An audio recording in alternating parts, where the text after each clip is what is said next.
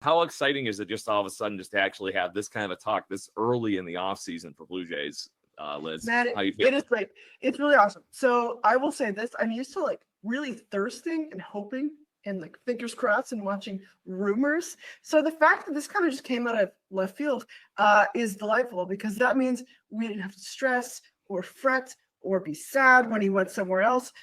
We got our, I will say like our front office, who I hated for so long, is cooking, and it's delighting to see. Very much so. Jason, so you mentioned the stuff with Cease there.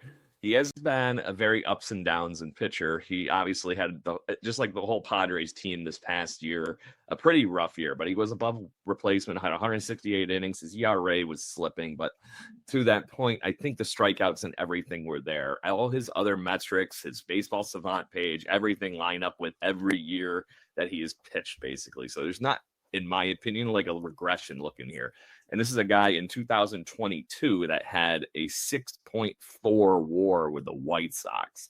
So, yeah, mind you, that led the league that year. Yeah, and I mean, I think that says a lot. I mean, I think what we're starting to see is that the Jays management is focused on making this team good for the next couple of years. I would say we're looking at a 3 to 5 year window where we will be competitive for the World Series every year. I like to see some of the guys out there that are actually sort of gaining this, hatred for the Dodgers.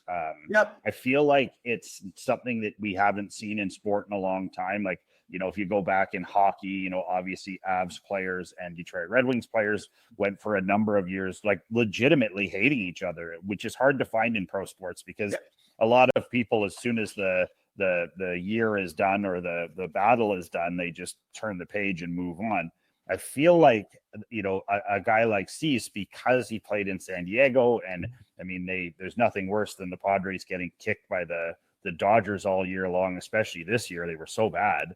I mean, I feel like this guy rolls in with a chip on his shoulder, and I feel like he's the kind of guy just from, I don't profess to be some sort of Dylan Cease savant, but I have been reading a fair amount after I saw it.